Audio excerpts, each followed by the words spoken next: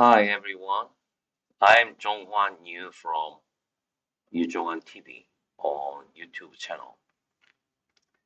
Today I'm gonna talk about the Berquist Sherman model. Actually, it's not a model.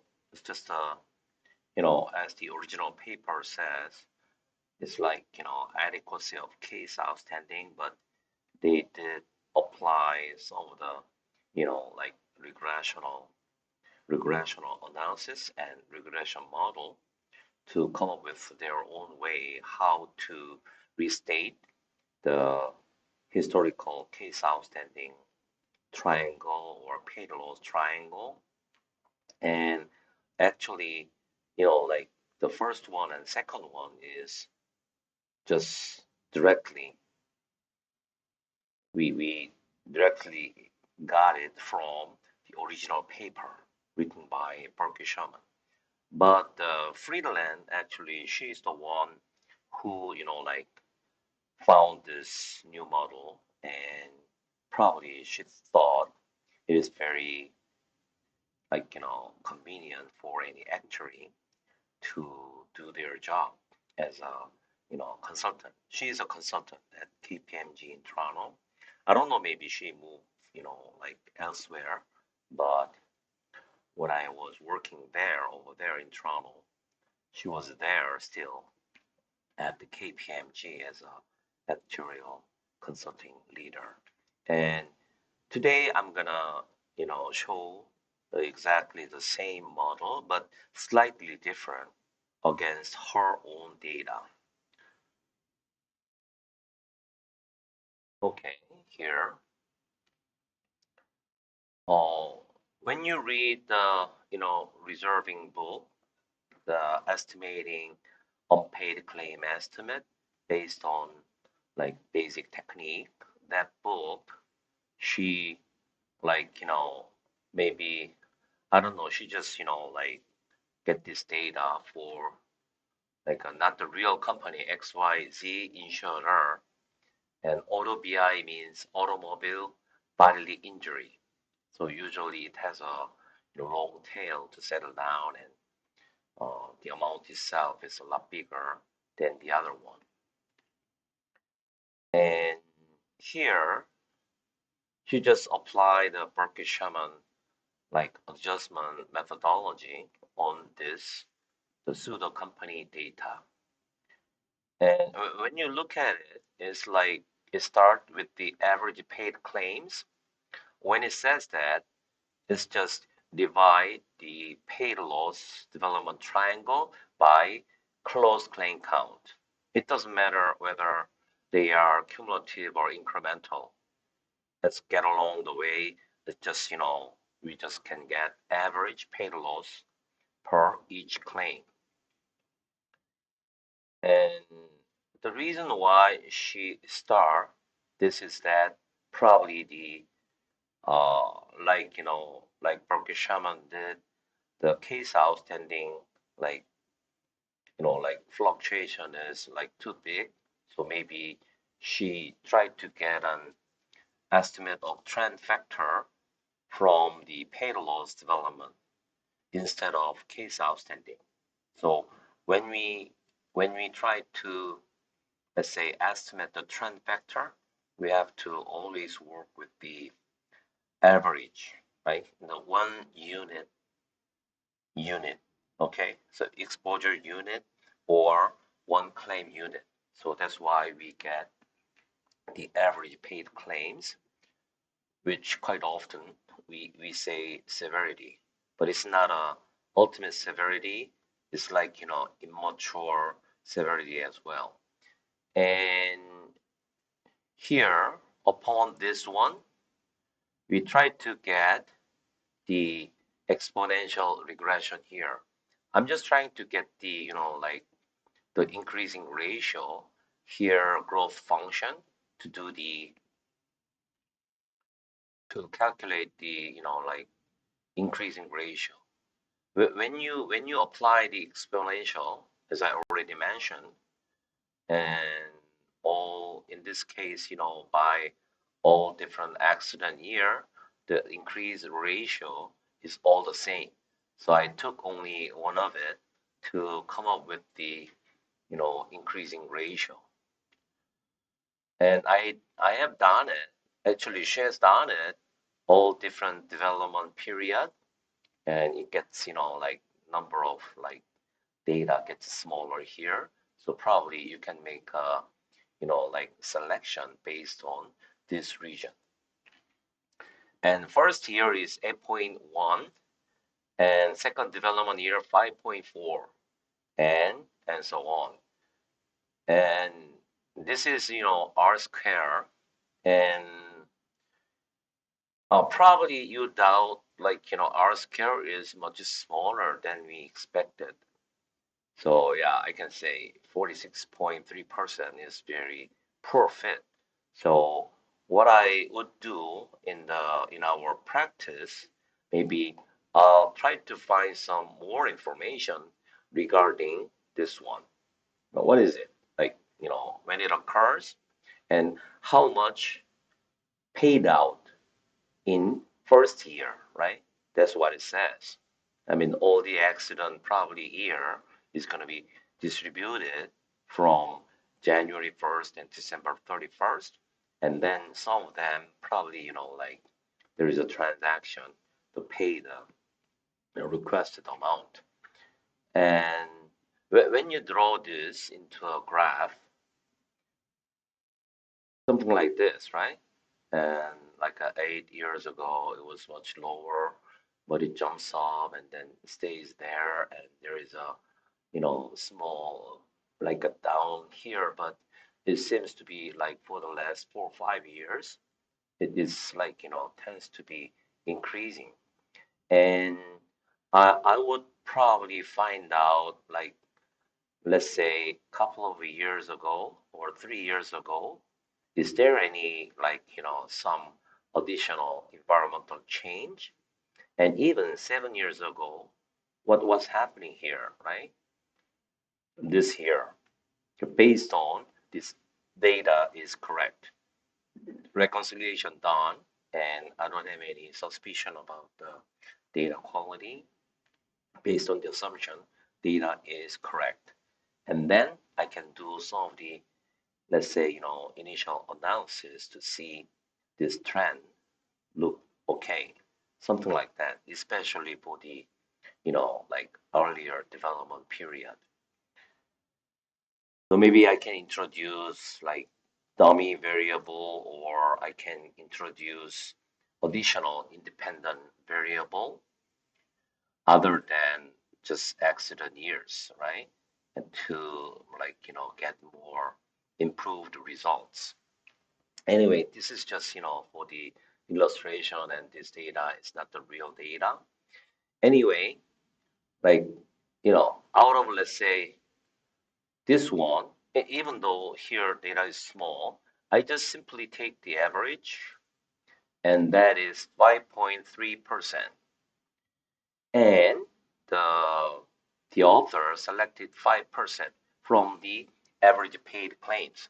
You remember the original Berquist Sherman paper, they came up with a trend factor based on average case outstanding regression, right? So this is your own actuarial judgment. So, like, which data do I have to use? It all depends on your, actuarial judgment. You just, show it objectively, all the, like a backup data like this, and then you have to explain it in the disclosure.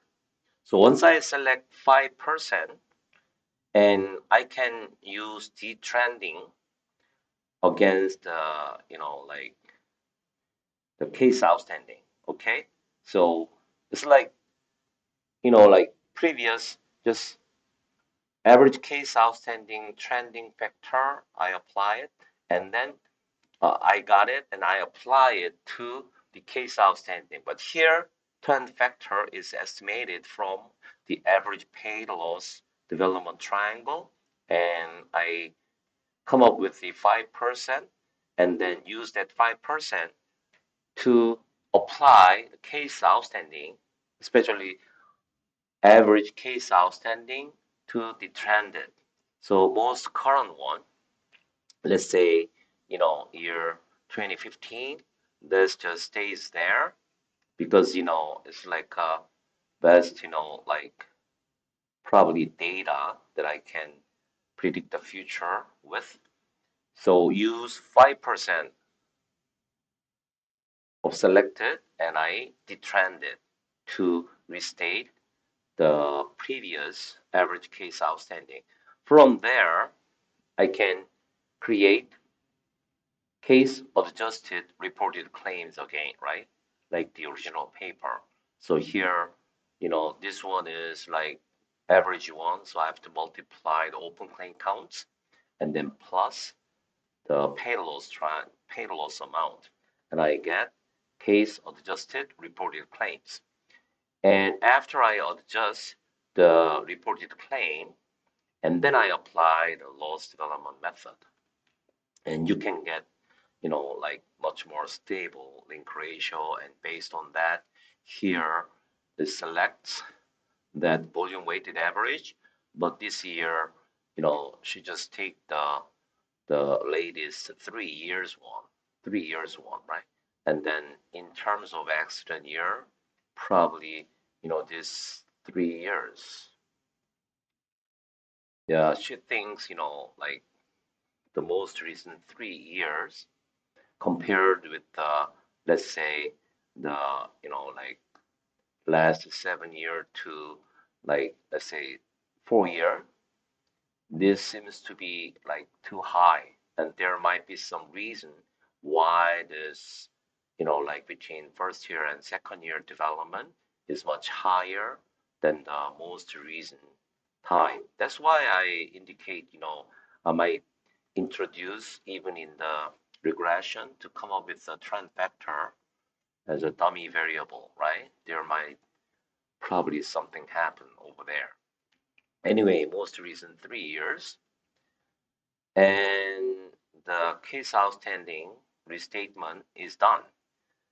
And using, let's say, the ultimate claim count, development, the estimate, and also I got the disposal rate, right? You just like divide closed claim count by this ultimate claim count, and you can have a disposal rate. And this is like all development all the way up to 1, right? And using this, after I select the disposal rate for each like different development period, I got it. But here, as a, let's say, this is like just a like convenience purpose because it is just illustration. She just took the latest diagonal as a, like representing disposal rate. And then I apply the disposal rate against the ultimate claim count, and I restate the previous closed claim count. So this is like, new independent variable in the regression, right? That's why she applied the same stuff. And then also for the, accident year, like this, original, this is like not the adjusted one. And this just, okay, I use formula, something like this. And this is probably, yeah, this is closed claim count for XYZ insurer. And that one by, like accident year 2005, 6, 7, and you can verify that based on the exponential regression analysis, you can see the very, very close direct relationship between the paid loss amount and closed claim count. Now you're very confident to work with it. Okay, and again, we use, this is unadjusted closed claim count. That would be the independent variable in our regression upon the total triangle framework. And the paid loss amount is the one that we try to adjust it and predict it, right? So this is a response variable, and we have a 2-point regression. But when we do the 2-point regression to come up with the adjusted paid loss amount, and we use the adjusted closed claim count using disposal rate, right? And that's another estimation. That's going to be the new independent variable. So here I can show you the formula again, like I did last time. And here, this 2 is an independent variable in the exponential regression, right? And this one is a response variable in this exponential regression. And when we try to come up with the restated or adjusted, paid claims, we use adjusted closed claim count as a new independent variable. And I have this one, right? And if I move it left side or right side, this time right side, something like this, right? It keeps moving. And this one, this. So 2-point regression. And this one, how am I going to do that? Here, I already told you in the previous video, this is like a so-called, I would say, extrapolation, right? And here is the same story. Or I'll just delete it here and see again. Oh, sorry. Latest one is I just, took it from the the one before. Oh, sorry. Oh, here. I got the wrong one. Yeah, this one is like what? Latest diagonal is just based on the unadjusted paid loss amount. It's the same. So we don't need, to the regression here. Anyway, it's like, same like triangle base regression. We got new adjusted paid claims amount. And so based on that, we apply the loss development method and come up with much more comfortably the selected link ratio. And based on that, and we come up with a different one. And right now, we we did the first part, historical case outstanding restatement adjustment, and secondly, the paid loss, historical paid loss adjustment, restatement, and then we can combine those two, right? Here is an open claim count. Open claim count, we don't do anything. But here, she didn't do anything, but we can do something, right? Because, like based on the uh, let's say reported claim count or closed claim count, we can come up with the ultimate claim count, and we like apply the disposal rate to come up with a new adjusted closed claim count, or maybe we should subtract the adjusted closed claim count from the ultimate claim counts, and we are going to get adjusted open claim count. But here we just use the unadjusted open claim count. And we have the adjusted case outstanding, right? Triangle. So we simply divide it, right? And we get adjusted. I'm sorry. Oh, it did. Oh, I'm sorry, I got confused. This one is adjusted open claim count. So when you have a look at it, and here, this is adjusted closed claim count. And this is the one, probably the original. There, reported claim count, right? So reported claim count just stays the same. We just restate, adjust the closed claim count. So instead of original closed claim count, we subtract adjusted closed claim count from reported claim count, which is not changed. We would get the new adjusted open claim count. Sorry about that, your confusion. Anyway, we get the new adjusted open claim count, and then when we have, let's say, both adjusted, meaning that we adjust case outstanding and paid loss amount, the same thing, right? And when I look at the formula here, and this adjusted open claim count times adjusted average, sorry, this one and adjusted average case outstanding, right? So both one is adjusted. Adjusted open claim count times adjusted average case outstanding, and that's when you got adjusted case outstanding, and plus adjusted paid claims, right? So that's what we did. We adjust both case outstanding and paid loss amount. So that's why it is called both adjusted reported claims. And here we apply the loss development method to come up with the, like loss one. This one is select the same thing, the last three, the reason three, but volume weighted average, right? You just use the reported loss amount as a weighting, not just most recent 3 year simple average. It's like volume weighted average. And if I get it, based on that, there is a LDF and also reported portion, the proportion.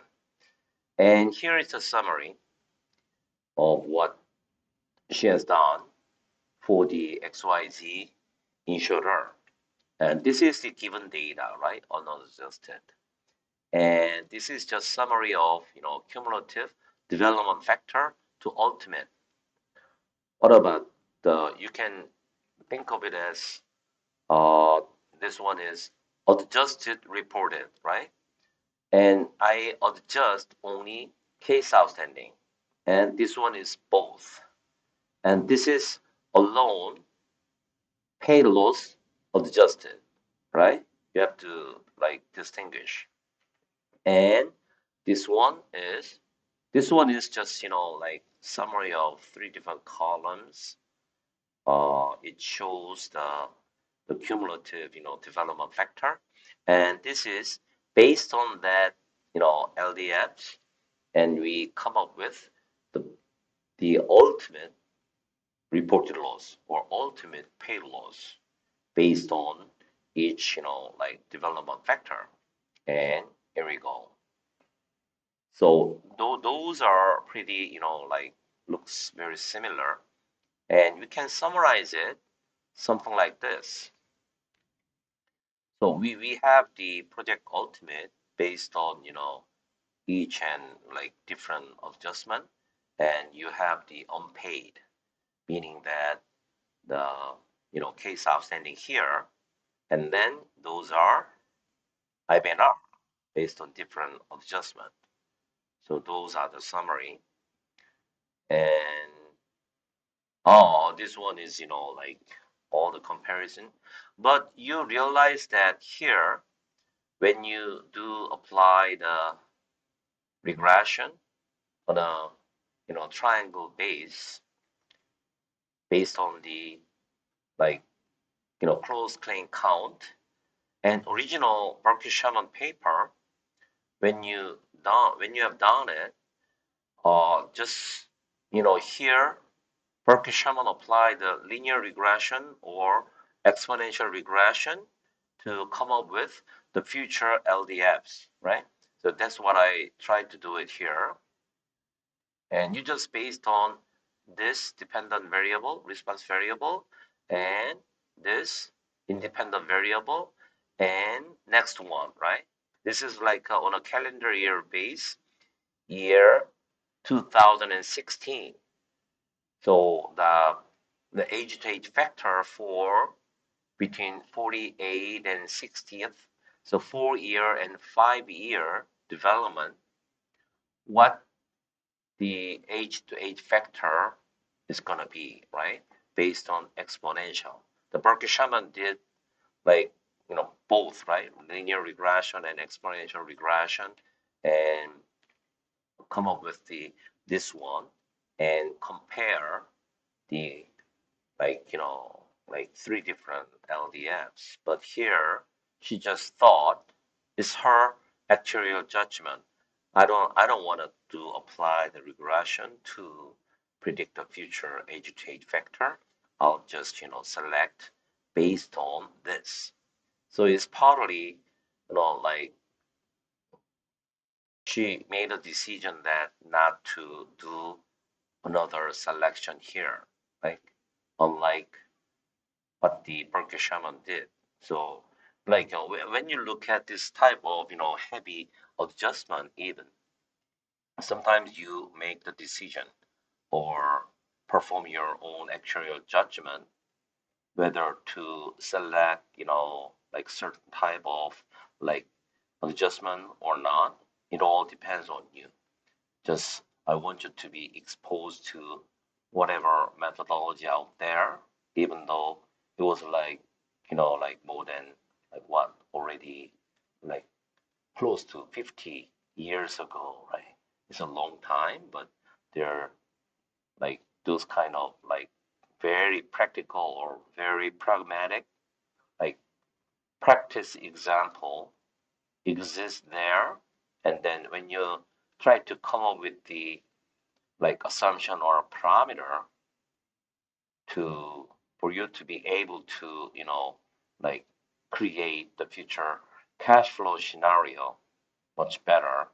And you have to remember always out there historically in an advanced country a lot of smart actuaries develop something, and that's going to be very available, and that is still very helpful for us to be able to do something, right? And that's how you can improve your actuarial technical skill, or you can upgrade your existing model to project the future cash flow. Yeah, like those three videos is for the Berkshire Shaman. Don't look at it as one of the technique that we can just come up with the, let's say, the IBNR estimation, or like estimate the future the reported loss or paid loss. I just point out that those adjustments could be done because historical data is sometimes might be very dirty, or what you mean what I mean is that there are a lot of, let's say, like informations that you have to consider. So as I already mentioned, there could be a different underwriting, let's say, strategy. So there might be in some, specific times there might be like a much worse, contract than the other, or you get a new claim manager and claim process is, totally like changed, and also like regulator put some like a regulatory restriction on it, and that's going to change our historical triangle, or some of the macroeconomic environment changes, and that's going to affect our like historical data. At least 10 years you have to disclose in the IFRS 17 financial statement. So when you say 10-year is not short period, right? There's going to be a lot of changes. So the basic idea for Berkshire Sherman methodology is that how can I like restate the historical case outstanding or paid loss so that I can based on purely current situation. I already mentioned about the COVID-19, right? COVID-19 affects our probably like medical reimbursement, medical indemnity coverage, or automobile probably there's gonna be a lot, like let's say lower frequency and lower severity, and people don't drive that much during the period. So when you have the data, let's say up to now, by the end of let's say 20 2022, you have a 10-year historical data, even though you can display it quarterly or annually, semi-annually or whatever, and you can see like a whole lot different, like, trend there. Like I showed you in the, Freeland example for the XYZ insurer, she just took the most recent 3 years, the link ratio as a, selection. So I already pointed out that, like for the most recent 3 or 4 years, and then the other rest of the year during the whole 10 years, there might be something happen there. And in the future, in Korea or elsewhere, in Europe or even the States, because it's like a global pandemic, right?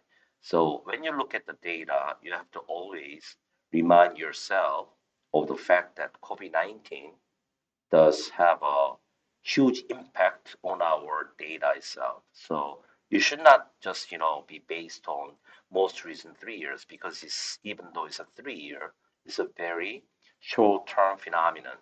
And in the future, it's not going to be like that, right?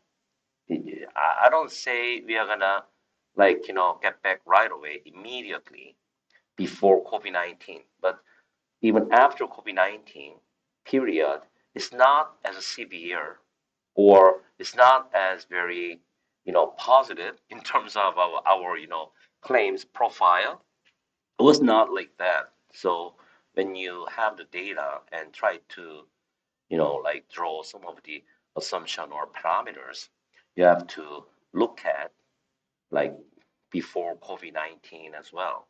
So how can you make sure that, after COVID-19, and sometimes you have to make the decision, okay, I'm gonna just delete the most 3 year data, or how I can, like